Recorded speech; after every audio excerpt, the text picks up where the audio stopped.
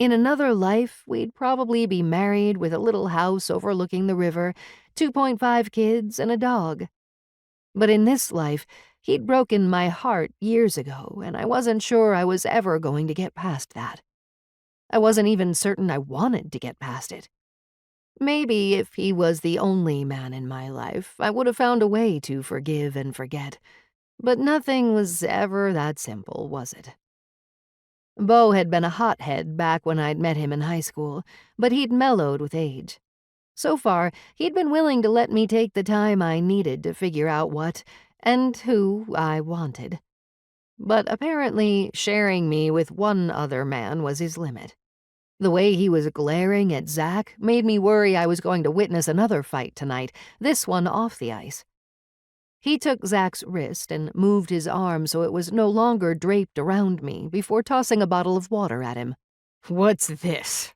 Zach said, looking down at the bottle in his hand. "I asked for a beer, bro." "You've had enough, bro," Beau replied.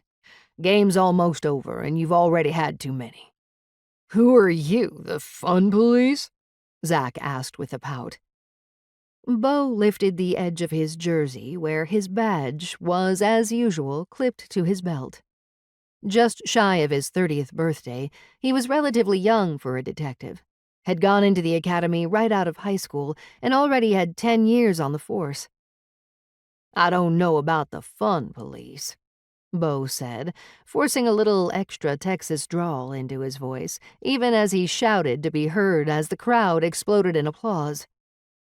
While Zach and Beau had been facing off in whatever this display of machismo was, the Thunderbirds had scored.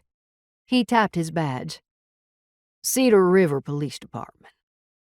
Savannah's eyes went wide. When she gazed up at Beau, it was with a coy smile on her face. If I was the kind of person to get jealous, or if I had any claim on him, I would have been offended. As it was, I thought it was funny. Despite Beau's rugged good looks and imposing physical presence, Savannah had barely given him the time of day since we'd arrived at the game. Now she was practically drooling. It was a phenomenon I'd seen often. Savannah was a badge bunny.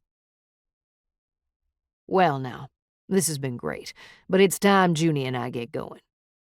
He reached a hand out to me and I took it. Even after I stood, he continued to hold my hand. "Nice meeting y'all." "But the game's not over yet," Zach protested. "You can't leave now," Savannah said, batting her eyelashes. "Not while we're up." Beau shrugged. "This way we can beat the rush." He glanced down at Zach and the pile of empty beer cans at his feet. "You're not driving, are you, man?" I hadn't been paying close attention to how much he'd had to drink, but now that I thought about it, over the past 2 or 3 hours that we'd been in the suite with Zach and Savannah, I hadn't seen him without a beer in his hand even once. Yes, his breath smelled like beer, but the whole arena smelled like beer and popcorn.